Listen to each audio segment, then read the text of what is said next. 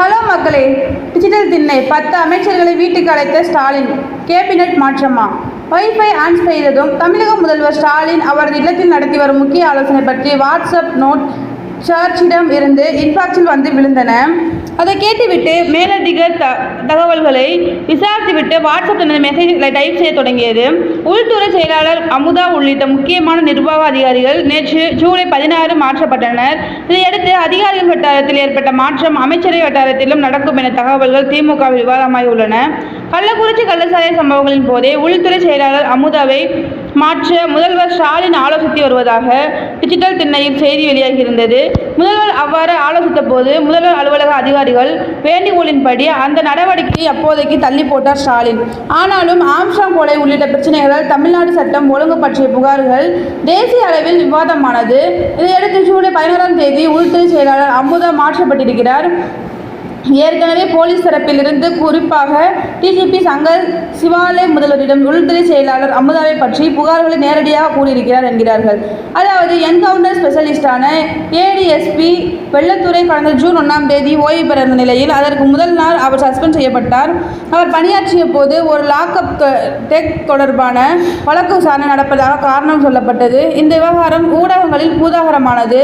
Police தரப்பில் இருந்து முதல்வருக்கு சொல்லப்பட்டு முதல்வர் தலையிட்ட பிறகு சில மணி நேரங்களில் வெள்ளத்துறை மீதான நடவடிக்கை ரத்து செய்யப்பட்டு அவர் ஓய்வு பெற அனுமதிக்கப்பட்டார்.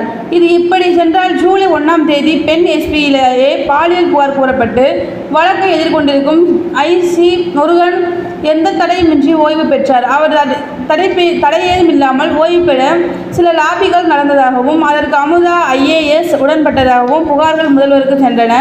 இந்த நிலையில் ஆம்ஸ்ட்ராங் கொலையால் தமிழ்நாட்டில் சட்டம் ஒழுங்கு பற்றிய விமர்சனங்கள் தேசிய அளவில் எழுந்தன. இவ்வாறு காரணங்கள் அதிகமாகிக் கொண்டே உள்துறை செயலாளர் பதவியிலிருந்து அகற்றப்பட்டார் அமுதா IAS. அதிகாரிகள் வட்டாரத்தில் மிகப்பெரிய மாற்றம் நடந்திருக்கும் நிலையில் அடுத்தடுத்த அமைச்சரவையில் மாற்றம் என்கிறார்கள் அறிவாலய வட்டாரத்தில். அதற்கான சமிக்கைகள் நேற்று முதல் தென்பட ஆரம்பித்திருக்கின்றன. நேற்று ஊரக வளர்ச்சித்துறை அமைச்சரும் சீனியர் அமைச்சருமான பெரியசாமி முதல்வர் ஸ்டாலின் அழைப்பின் நேரில் சித்தரஞ்சன் சாலையில் உள்ள அவரது வீட்டுக்கு சென்றார். அங்கே ஐபியுடன் முதல்வர் முக்கிய ஆலோசனை நடத்தியுள்ளார். இதேபோல் இன்று அமைச்சர்கள் தங்கம் தென்னரசு, ராஜகண்ணப்பன் உள்ளிட்ட சுமார் 10 அமைச்சர்கள் முதல்வர் அழைப்பின் பேரில் அவரது சித்தரஞ்சன் சாலை இல்லத்துக்கு சென்றுள்ளனர். அவர்களின் முதல்வர் ஸ்டாலின் 2026 சட்டமன்ற தேர்தல் நெருங்கிவிட்டது.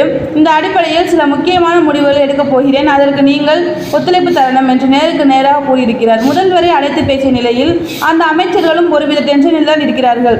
அடுத்த மாதம் முதல்வர் ஸ்டாலின் அமெரிக்கா செல்ல இருக்கும் நிலையில் அதற்கு முன்பாக அமைச்சரவை மாற்றம் நடந்துவிடும் என்கிறார்கள். கோட்டை வட்டாரத்தில் இலாகா அளவிலான மாற்றமாக மட்டுமே நடக்குமா அல்லது சிலர் அமைச்சரவையிலிருந்து விடுவிக்கப்பட்டு சில புதிய அமைச்சர்கள் சேர்க்கப்படுவார்களா என்ற கேள்வி எழுந்துள்ளது.